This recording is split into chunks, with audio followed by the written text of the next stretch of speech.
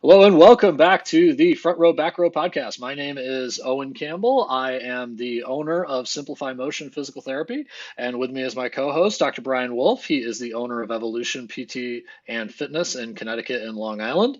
How you doing, Brian? It's been a week and a half, man. I've missed you. I know, man. I just got back from vacation. I'm gonna be rusty today. Very strong intro from you. Always strong. Ooh. Always strong. Hey, But look, I listen to a lot of podcasts. that sucks.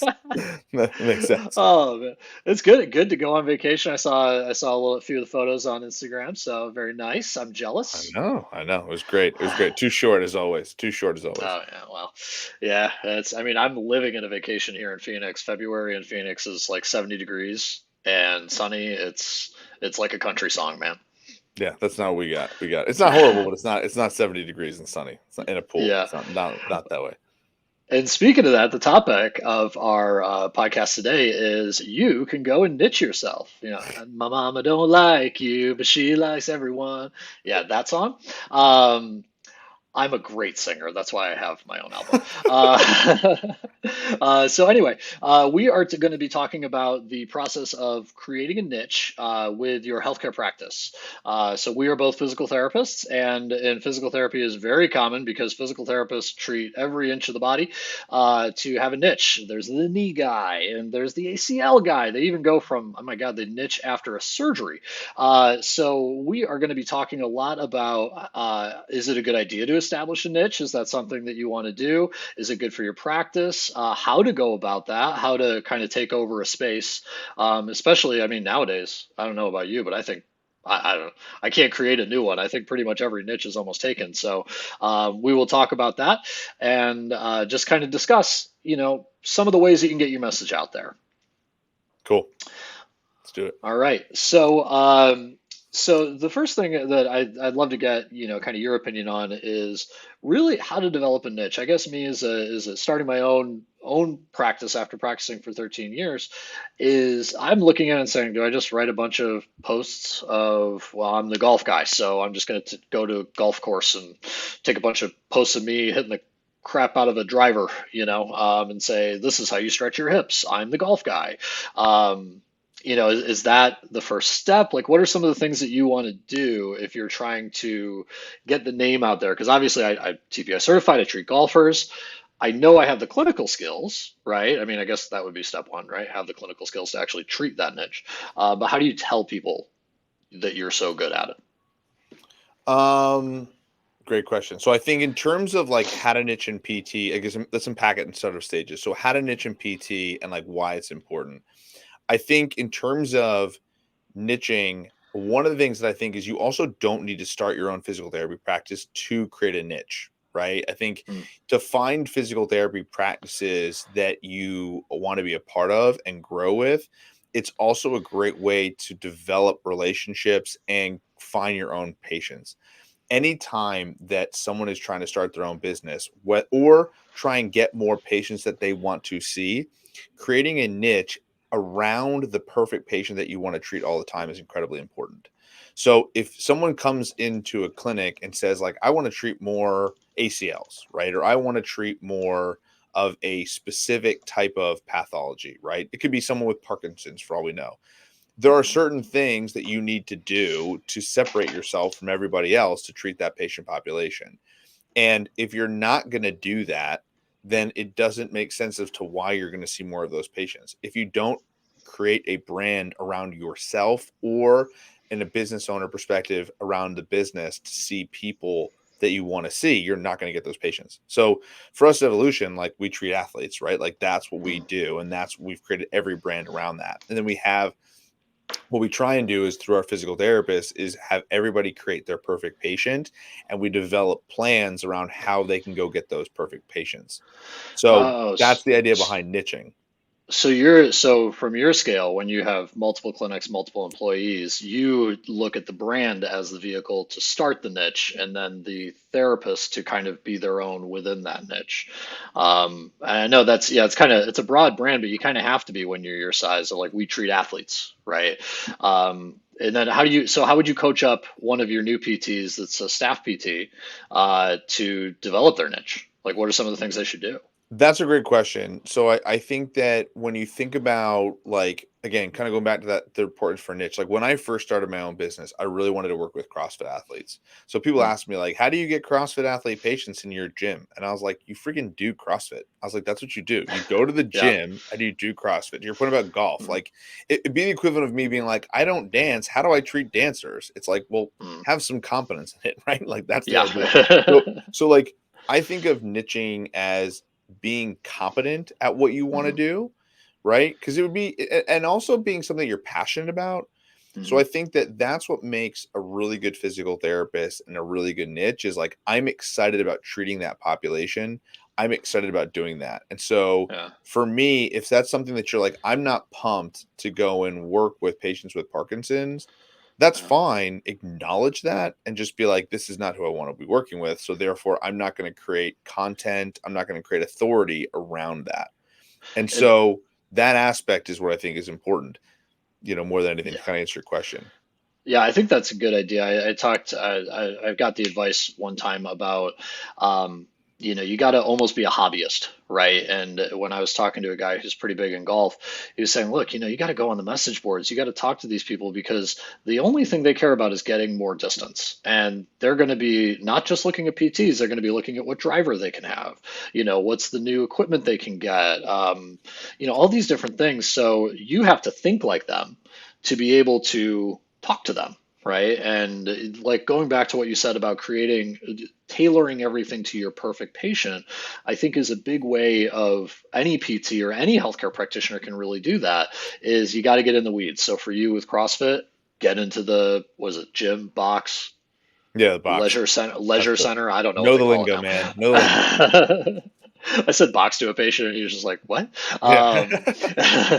Um, yeah, they clearly look at me and don't think CrossFit athlete. But but knowing that lingo, right? Just like you said, is a big way of doing it. Now that's all well and good, but I guess I mean almost zooming out. We were sharing a little bit before this podcast. I think one of the things that PTs can become. It can almost get to be a problem for PTs sometimes is that they niche down too hard too early, right? And I almost got this thought in my head of maybe I should be like the anti-niche PT, like maybe I should just be the guy who solves problems. I think that a lot of times you see on Instagram, a lot of times you see all this stuff of a lot of PTs will go and they'll be doing the same exercises as my trainer down the street does. So how are we differentiating ourselves? How do we show ourselves as the expert when we're doing that? So a niche would be a great way of kind of showing that, but then you also have to really make sure, I think, one thing that PTs don't do as well as we should is showing why in that niche we're different than the personal trainer who likes golf or the personal trainer who likes CrossFit. So not just saying we can take your pain away, because Lord knows we've seen, lacrosse balls and IT band rollers and stuff in gyms. But I think you really have to tailor your message to not just do I know about this thing, CrossFit, golf, whatever, but I'm also the problem solver. I'm also the one that says, when you can't figure it out just by training through it, come to me. And I think that that's an important thing when we talk to niching about a subject that's important.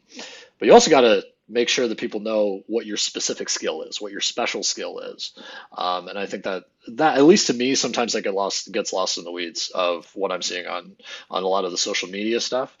But that's my little Yeah, soapbox, I I guess. think. Well, I think it's funny because on the one hand you're saying like, hey, we don't want to niche down too much, right?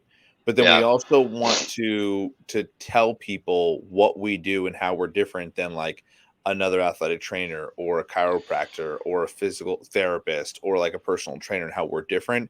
And I would almost Mhm. argue that that's a niche within a niche, right? Like Yeah. you almost Right. need to be. Yeah. So I actually heard a mentor me tell me that you can't niche down enough, that when it comes to that Oh, niche, okay. I think that that's something where if you want to really find a specific, and a company that's here in Stanford has done a really good job. It's a competitor of ours, and in the gym space, right? And I Yeah. personally think that we do a better job of treating baseball athletes than they do when it comes to physical therapy. And I Ooh, think that shots we do a fired. great, well, I didn't say the company name. I didn't say the company I name. I didn't say the company name. When it know, comes I know. to them also, I think they do a really good job of doing S&C work, but I think we do just as good of a job. right, at it Yeah. as well. So I think that our product actually is better. However, I think their branding and their marketing's been better with their Mhm. baseball stuff, and all they do is baseball, baseball, baseball, baseball. And I think Yeah. because they're constantly peppering that niche, Yeah. they have they, if we're being totally honest, they are ahead of us in terms of how they're getting baseball athletes at a higher level. And Yeah. for us, we do a lot of stuff in pro sports all over the place. So Yeah. we have so much on that realm of working with, professional athletes and other athletes all the time. And we have like pro baseball players that are around us, and we have them that we're working with, and we work with all sorts of other people. But because we don't niche down that much, I think they're seen as a better baseball facility. So the thing about it is, now that being said, I can tell you right now, when it comes to soccer and lacrosse, they're not going to them; they're coming to me, right? So Mhm. it's not like there's an aspect here where, you just. I think when you're creating a niche, you have to say, okay, this is who I'm going to see. This is who I want to see. I'm going to create myself as the authority figure within this space. And I'm Yeah. also going to be okay when I create content that I'm going to exclude some people while I do it. Mhm. And that's And totally I fine. and I think that's hard for people to get Totally. around, especially in the startup phase. Like in my head, I don't want to alienate anybody. I need Yes. business, right? And that's why I love I love that model that you talked about at the beginning of like we treat athletes, but then you are so focused on making sure your individuals in your business become the niche so you can kind of have the best of both worlds, right? So maybe that whole company is really good at baseball, but if you have two guys or gals that are really good at baseball, then you can really push their social media handle for that. So then they might be able to compete on an expertise level of a whole company.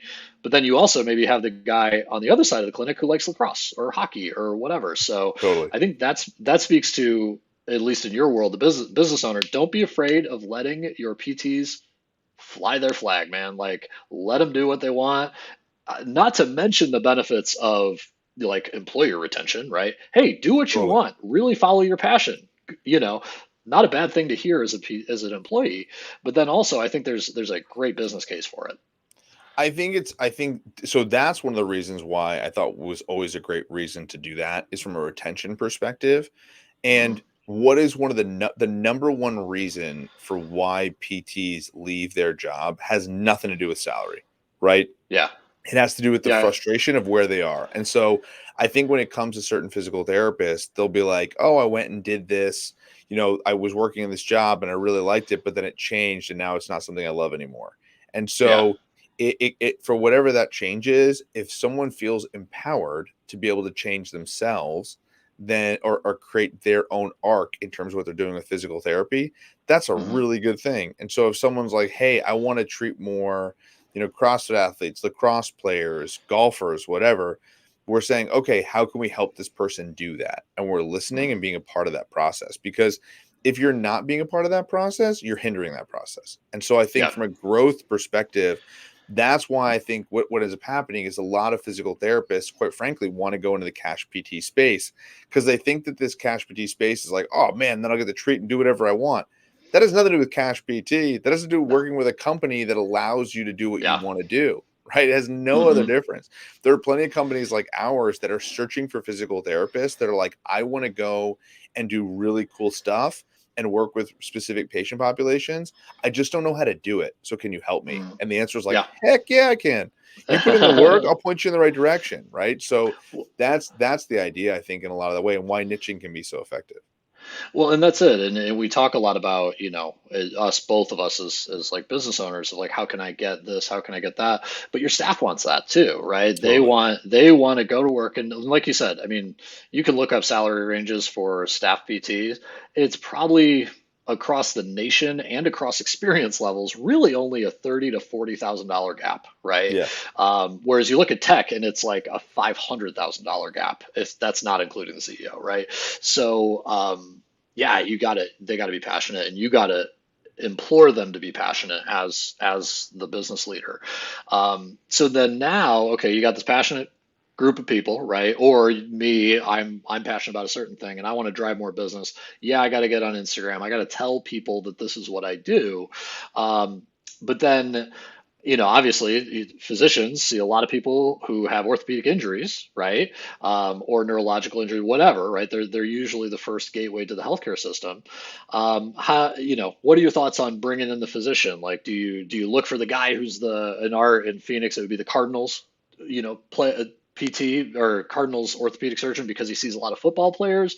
Like, what are your thoughts on bringing in the physician as a part of that strategy? Yeah, I mean, I think it's a terrible idea, right? We were kind of chatting about this before. Is when you think about trying to create a niche, the last person you want putting in your hands is a physician, right? And it's like anything, like the only Uh, person who can create your niche is you. So the huh? reality is, like, if you're talking to a physician, Hmm. and when I first started my business, right, I was going to see people's homes, and I remember this in a networking group, and I remember this specifically with an orthopedic surgeon that was a friend of mine. Because I was out of network with all the insurances but Medicare, they were only Hmm. sending me Medicare patients, and that wasn't the Yeah. niche that I wanted to be in. And then Hmm. what ended up happening was, because that was the easiest thing to refer me, what ended Yeah. up happening was I was getting a lot of people from just Medicare. And I remember Yeah. somebody said to me, "Hey, I thought you just treat old people. Like, I thought like that's what you did, like me personally." And I was like, Hmm. "No, like I treat all sorts of athletes." And they said, "Well, I just thought you treat everybody's moms and dads in this group, or I just thought like you just, you go to people's homes." And she wasn't wrong, because at that point it realized I was like 70 to 80% Medicare. And I was like, I don't Hmm. want that at all. And Yeah. so what I ended up doing was figuring out how to change that. Right. And so Yeah. physicians are obviously great referral sources for private practices, but they also can be terrible in the sense of they will flood you with everything and anything. And so now all of a Hmm. sudden you're at their mercy. And so the Yeah. problem becomes, it's the reason for why it's so important to create direct access links, because, obviously we have a couple orthopedic surgeons we work with here, and I love them to death, and they refer us great patients that are aligned with what we do. And I think Yeah. that one of the things that I've realized, particularly if you're a brick and mortar physical therapy practice, one of the best things you can do is bring orthopedic surgeons to your location, Hmm. particularly if you're a location like myself that has really athletic looking, attributes to the clinic, that they can be like, I remember one of these docs come in here and he goes, I get it. This is a lot of open functional space. This is great for athletes. Mm. I said, exactly. That's what I want you to send Yeah. me. And he was like, Yeah. okay. So now he's like, in his brain, it's like melted into his brain that that's what he's going to do. When you go and see them on their turf, like I go to their like office, they don't know what's the differentiating factor of what we do. Yeah. And so I think from that perspective, everything around every decision when you're trying to create a specific niche, like down to the way the clinic is designed, to how we design our treatment sessions, the way we talk, the way we create social media, the way we network to outside groups, the way we talk with physicians, all revolves around our niche, which is Yeah. athletes. And Well, that's the key. and think about what these physicians go through in a day, right? They are busy. They are booked every 5, 10 minutes. And you're looking at them to be your salesperson, right? First of all, they don't have time. Even if they loved you, they don't have time. And they have somebody who's using their insurance to get to them, right? Because there's only maybe one or two physicians I know that are surgeons that are quote unquote cash, but really everything's taken up by their insurance of the surgery. It's just their physician's fee is cash, right? Yes. So every single person they're seeing is using insurance because usually physician services cost way more money than PT. And you can't rely on them to be your salesperson because who's the best salesperson for you but yourself, right? So that's where I think I really agree with your point where it's one of the worst ways to go down because you're relying on a second person to do your marketing first of all, and Yeah. that second person just wants to save time. And honestly, maybe they care about who Yeah. the person goes to, but honestly, they just want that problem off their plate. Yeah. So, yeah, I think there's so many reasons to do pretty much anything other than physicians if you're trying to Yeah. niche down. And I would say, and like I don't want to poo-poo, physician marketing altogether, because I think it has its pride and its place. But I don't care Yeah, whether you're insurance based or a cash based physical therapist. It's important to understand, how's this? It's important to understand that physician marketing is not, probably not even the primary way to do it, but also one of those things where I would say it's important from a standpoint of building a relationship with physicians, hmm, but yeah, it's not the way to create your niche. I think that's it, yeah, because you nailed it. You're basically asking the physician to get you busy, when the reality is that's not their job, right? Their job is to yeah, fix their patients, to treat their patients. And so they want to rely on you to do that. So if you're Mhm. saying, hey, gimme, gimme, gimme, guess what? By the way, so are like 9,000 other physical therapists, right? So that's the other Yeah, part. Now you're battling with right. that. But if you're trying Yeah. to get specific with niches, create more value. You talked about it earlier, like how to differentiate. Like, to be honest, here's a great tip that I would say to any person that's trying to start something in a physical therapy world and try and start a business in physical therapy, insurance or non insurance. I don't care who it is. If you're trying to figure out, say you want to see golfers, right? And I want to Mm, create value through golfers. For the love of God, it has nothing to do as a physical therapist with let me create more range of motion for your swing. Let me create more mhm, strength for your swing. It's you nailed it. Let me help you hit the ball further. mhm, Putting something to a tangible goal that the person actually wants, that's mhm. value, right? I will have your again, like this baseball program that I'm talking about. I will help you throw a baseball harder. I will help you hit a baseball harder. I will help you, right? Like I will help Yep. you get recruited to Division 1 colleges for baseball, or you know what I'm saying? Like Yeah. that is how you create processes. And before someone bangs the drum on like, oh, faulty, marketing, it has nothing to do with Mm, marketing. It has to do with patients are motivated by goals. They're yeah. motivated by an actual thing. So the niche of like, if you're saying I want to do ACLs, it's like, okay, well then like what specifically in ACLs? Do you want to get Mhm. them back to being the best athlete they possibly can again? Do you want to get them to a point where like they're going to run a 40-yard dash faster for football, or they're going to be able to run and cut again? Because like now you start to see where there's a goal oriented.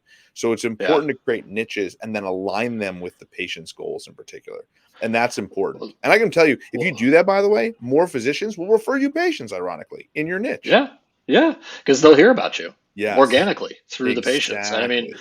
and I mean, I've been in big box PT for 13 years, and the number one thing they want you to do is make the patient be your biggest fan, right? That's way more valuable and hard hitting to a physician than, a bunch of flyers. So, yeah, no, it's you have to really look at what the patients want. Because I mean, we've been athletes. What would we buy a shoe for? It would make us run faster, jump higher, right? Well, maybe not a shoe. Hopefully, I was smart enough to realize that wouldn't be the thing. You definitely weren't. My Allen Iverson But questions. by buying the Jordans, that's why buying Michael Jordan shoes made him a billionaire, right? Yeah, right. People Everybody like thinks me, yes, people that did not have the genetic fortitude to even play D3. exactly, exactly, exactly. All Putting right. on a pair of Jordans is not going to help you dunk this basketball. Come on, they told me There. it would. All right. So, and then in just wrapping up today's episode, I think it's really important. I want to hear the stories, man. Like, I want to hear the different niches, the weird stuff, the stuff that people found themselves into. How did you start with one niche and then all of a sudden you realized you something else? Comment on our YouTube page, put something on. We're on Apple Podcasts, we're on Spotify Podcasts, we have a YouTube channel. Just write in the comments, tell us about it. I really want to hear about it. Anything else you want to add today, Brian? I think we kind of talked about the IG and social media side of it, but I think to your point, if someone comments below, I'd love to hear one, follow us and then let us know about your niche, and maybe we'll have you on and we'll chat about like what you did social media and IG. That'd be sick too. Oh Um, yeah. for us, I think it's like, starting somewhere easy. What's so great about social media is that you can start for free right now. So if Yeah. you're a physical therapist, a good piece of advice, if you're a physical therapist working at a place and you're like, yeah, that's easy for you guys to say, but how do I start? I would start with filming myself on Instagram or filming myself and trying to put up posts, even if they're crap, because you're only going to get better. And then take the time to learn the skills on how to get more of those patients by creating that niche. I think that's a really good way to do it. So, again, I'd love to hear comments below because I'm sure that people are going to say, hey, I just started doing this and just started rolling and all of a sudden I knew I was good at it and I loved it. And that's how I created my niche and brand. So I'd love to hear more of those stories from people who've started those businesses. There you go. Your first reel, your first few reels, last hashtag, because really nobody reads them. Front row, back row podcast. I love it. Exactly. All right, man. We will end on that. Thank you very much, Brian. Have a good week, man. You too, buddy. See you, man. See ya.